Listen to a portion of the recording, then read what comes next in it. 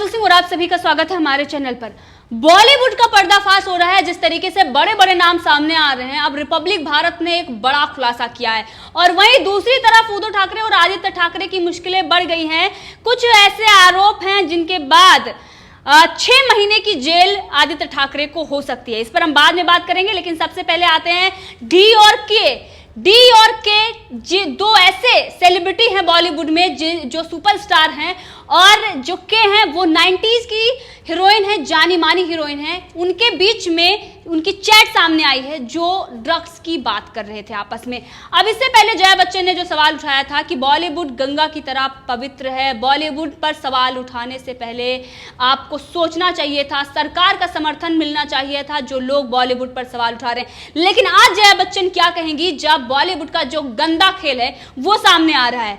D और के और इसके साथ ही टॉप एक्ट्रेस हैं जो आपस में ड्रग्स की बातचीत कर रहे थे। 25 सेलिब्रिटीज का नाम बताया था रिया चक्रवर्ती ने। बाद ही एनसीबी पूछताछ के लिए समन भेज रही है। श्रद्धा कपूर, सारा अली खान, रकुल प्रीत, इनके नाम तो पहले ही सामने आ गए हैं, लेकिन अब रिपब्लिक भारत ने एक चैट शेयर की है जिसमें डी और के बीच माल के बारे में बात हो रही है।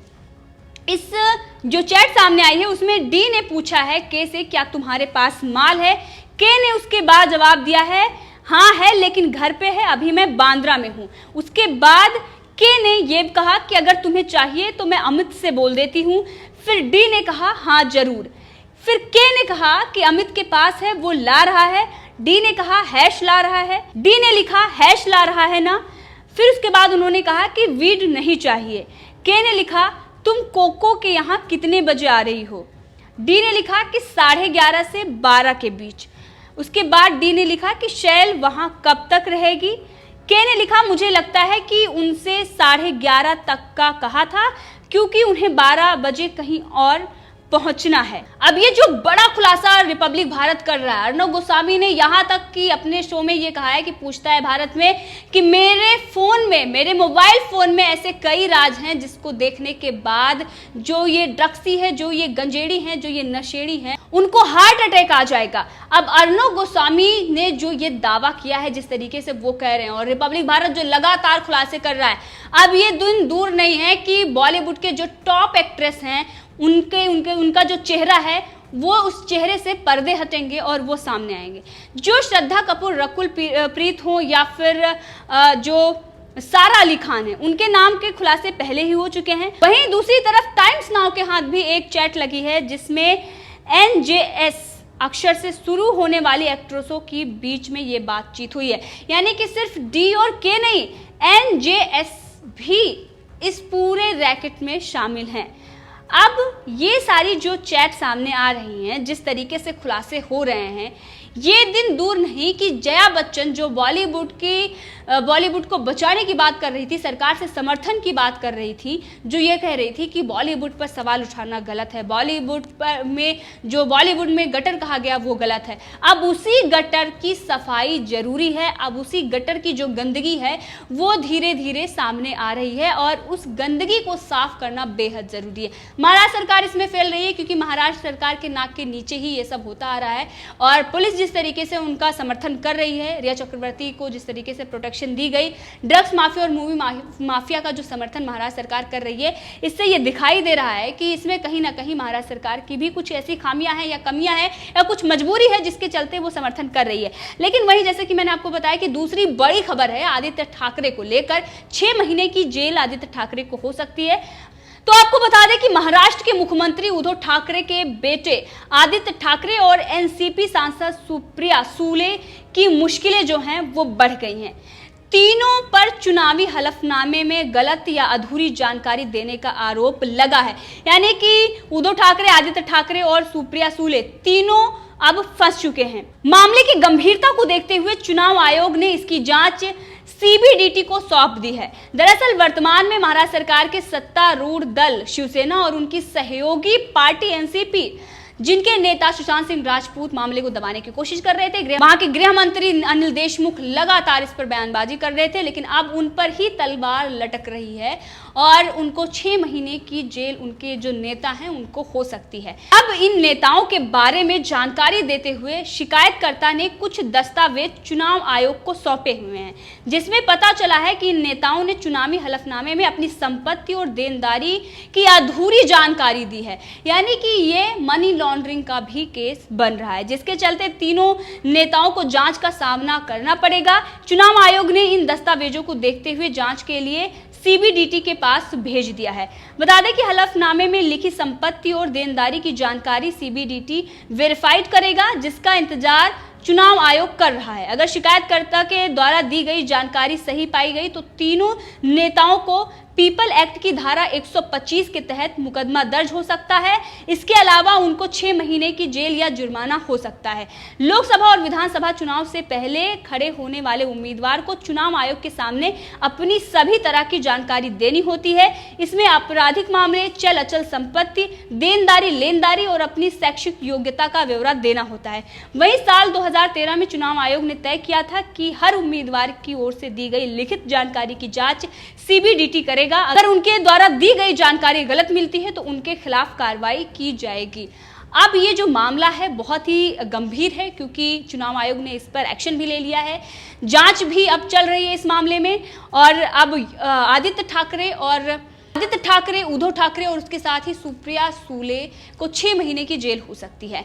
अब जो ये रिपब्लिक भारत का जो खुलासा हुआ है ड्रग्स एंगल को लेकर, जिस तरीके से दिशा साल्यान के मामले में, सुशांत सिंह राजपूत मामले में रिपब्लिक भारत लगातार जो ग्राउंड जीरो पर रिपोर्टिंग कर रहा है और जिस तरीके से बड़े बड़े खुलासे हो रहे हैं, और वहीं पर इसमें बाकी और भी कई सारे चैनल हैं जो इस बात को उठा रहे हैं, लेकिन वहीं पर कुछ ऐसे चैनल हैं जो पहले भी रिया चक्रवर्ती को बचाने में जुटे हुए थे, जो बॉलीवुड के ड्रग्स माफिया और मूवी माफिया के समर्थन में थे, जो करण जौहर और रिया चक्रवर्ती के जस्टिस की बात करते हैं, जो उनके समर्थन में खड़े हो जाते हैं, जो ये कहते हैं कि इन लोगों पर जो आरोप लग रहे हैं ये सही नहीं है और इसमें हमें बॉलीवुड पर आरोप नहीं लगाना चाहिए, बॉलीवुड पर सवाल खड़े नहीं करने चाहिए, क्योंकि बॉलीवुड तो रोजगार देता है सब लोगों को, उसमें इतने लोग रोजगार पाते हैं। तो क्या रोजगार पाते हैं उसका मतलब ये है कि जो आने वाली पीढ़ी है उसको नशेड़ी गंजेड़ी बना दिया जाए, या फिर जो यहाँ से सपने लेकर जाते हैं उनके सपनों को कुचल दिया जाए? सवाल यहाँ पर कई हैं।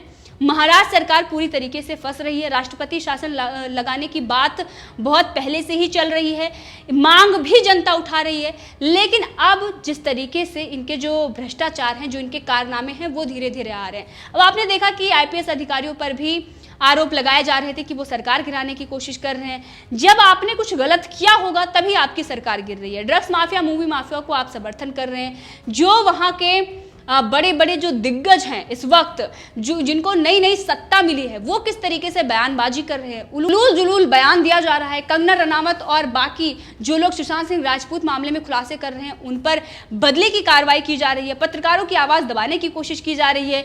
रिपब्लिक भारत के टीम को जेल में डाला गया, लेकिन आज वही रिपब्लिक भारत है जिसने दिशा साल्यान मामले में बड़े खुलासे किए और सामने लेकर आए कि किस तरीके से उनको, जब वो छत से गिरी उससे पहले उनको चोट लगी हुई थी। अगर रिपब्लिक भारत ये सच नहीं दिखाता तो ये सच सामने नहीं आता। ड्रग्स एंगल में जो बड़े बड़े खुलासे हो रहे हैं ये भी रिपब्लिक भारत की मुहिम की वजह से ही है। रिपब्लिक भारत ने दिखाया कि किस तरीके से वहां पर दिशा साल्यान जिस बिल्डिंग में रहती थी, एंट्री का जो रजिस्टर था उसके पन्ने फाड़ दिए गए, सीसीटीवी फुटेज डिलीट कर दी गई, यहां तक कि जो सिक्योरिटी गार्ड था उसको भी वहां से हटा दिया गया। रोहन रॉय जो उनका बॉयफ्रेंड है उनको भी मुंबई पुलिस ने भगा दिया। ये सारी चीजें जो हैं अब इस पर रिपब्लिक भारत लगातार जांच कर रहा है और ग्राउंड जीरो से जो वो रिपोर्ट दे रहा है, इसके चलते महाराष्ट्र की जो सरकार की मुश्किलें हैं वो बढ़ी हुई हैं और इसीलिए केबल ऑपरेटरों को धमकी दी जा रही थी और तभी जनता समझ गई थी कि दाल में कुछ काला है। इसीलिए महाराष्ट्र सरकार इस तरीके से बौखलाई हुई है, बदले की कार्रवाई कर रही है। सीबीआई जांच, जिस दिन महाराष्ट्र सरकार ने कहा था कि सीबीआई जांच की जरूरत नहीं है, उसी दिन यह कंफर्म हो गया था कि सुशांत सिंह राजपूत मामले में महाराष्ट्र सरकार को कुछ ना कुछ नुकसान होने वाला है अगर सच सामने आ जाएगा। लेकिन अभी जो सीबीआई और एनसीबी जांच कर रही है, बेहतर ये होगा और जनता भी मांग कर रही है कि जल्द ही, और जिस तरीके से जांच हो रही है वो जांच हो रही है सही है, लेकिन जांच में और भी तेजी लाने की जरूरत है, क्योंकि जो ये पूरा मामला है, सबूत हैं लेकिन उन सबूतों को धीरे धीरे मिटा दिया जा रहा है। हमने पहले ही ये आवाज उठाई थी कि अगर जांच में लेट हुआ तो फिर सबूत मिटाए जा सकते हैं। उसका परिणाम क्या हुआ? 80% जो विसरा था वो खत्म हो चुका था, 20% विसरा ही बचा हुआ था सुशांत सिंह राजपूत का। उसके बाद ही एम्स ने उस पर भी बताया कि ये हत्या है, आत्महत्या नहीं है। अब 20% विसरा के जरिए जो जांच चल रही है, जो रिपोर्ट आ रही है, जब उसमें ये कहा जा रहा है कि ये आत्महत्या नहीं बल्कि हत्या है, तो अगर पूरा विसरा होता और अच्छे से जांच होती, पहले से ही सीबीआई अगर आ जाती, तो इसमें अब तक जांच हो भी चुकी होती और सच सामने आ जाता। लेकिन लगातार जिन्होंने गुनाह किया है वो इतने शातिर हैं, उन्होंने पहले भी कई ऐसे गुनाह किए हुए हैं और जिस पर मिस्ट्री बनकर रह गई, किसी ने आवाज नहीं उठाया, सच सामने नहीं आया। और इसीलिए इसमें भी बहुत वो तेजी ला रहे हैं। और किस तरीके से आप देखें कि एक कदम आगे आकर एनसीबी के दफ्तर में आग लग जाती है, सवाल यहाँ भी खड़े होते हैं। किस तरीके से सीसीटीवी फुटेज गायब कर दी जाती है, किस तरीके से जो एंट्री रजिस्टर होता है उसको फाड़ दिया जाता है, जो उसमें जश्नदीद होते हैं उनको डराया धमकाया जाता है, उनका मुंह बंद करवा दिया जाता है। ये सारी जो चीज़ें हैं वो पूरी जांच को प्रभावित कर रही हैं और इसीलिए जो जांच हो रही है उसमें बहुत सारी चीज़ों को लेकर समय भी लग रहा है। लेकिन अब सीबीआई और एनसीबी को इसमें जल्दी से तेजी लाने की जरूरत है और सख्त कार्रवाई करने की, क्योंकि जिन लोगों के नाम सामने आ रहे हैं ड्रग्स एंगल में, उनको समन भेजना चाहिए, खिलाफ सबूत हैं, उनकी गिरफ्तारी होनी चाहिए। जनता भी यही मांग कर रही है। रिया चक्रवर्ती तो जेल गई, लेकिन उनके पीछे जो बड़े बड़े आका हैं उनको भी जेल जाना होगा। और ये जो बड़ी टॉप एक्ट्रेस जो हैं, जो डी और के, जिनका खुलासा हुआ है, इनका नाम भी लोगों को पता है। कुछ ऐसे लोग हैं जो ये कह रहे हैं कि जो डी हैं उनका जो संपर्क है, जो उनका समर्थन है वो जेएनयू से है। वहीं पर के को लेकर भी इस पर चर्चा हो रही है कि कौन हो सकता है, क्योंकि 90s की ये हीरोइन है। लेकिन अब जल्द ही इस पर खुलासा होगा और जिस तरीके से श्रद्धा कपूर और रकुलप्रीत और सारा अली खान का नाम सामने आया है, इनका भी आएगा। लेकिन इसी के साथ एक बात और भी बता दें, इससे पहले जब रकुलप्रीत और सारा अली खान को लेकर टाइम्स नाउ ने जब इस पर खुलासा किया था, उसके बाद कुछ ऐसे चैनल थे जो ये कह रहे थे कि ये गलत न्यूज़ है। इस पर एनसीबी ने जवाब दिया है कि ऐसा कुछ भी नहीं है, उन्हें किसी भी लिस्ट को तैयार नहीं किया है। उसके बाद एनसीबी ने ये बताया कि उन्होंने लिस्ट बनाई है और उस पर जांच चल रही है। तो एक दूसरी बी टीम लगी हुई है इस पूरे मामले को दबाने के लिए और बॉलीवुड गिरोह को बचाने के लिए। लेकिन सावधान रहें, सतर्क रहें और विश्वास उसी पर करें जो सच दिखा रहा है, जो न्याय की बात कर रहा है। तो ये आपकी जिम्मेदारी है सच समझने की और क्या है इसको जानने की।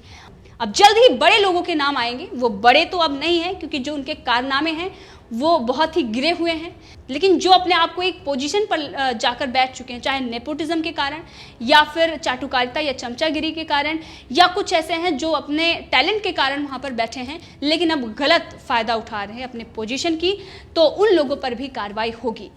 तो इस पूरे मामले पर आप भी अपनी राय दे सकते हैं, कमेंट करके ज़रूर बताएं। अगर आपने अभी तक चैनल को सब्सक्राइब नहीं किया है तो कर लें, ताकि हर अपडेट आप तक पहुंचती रहे।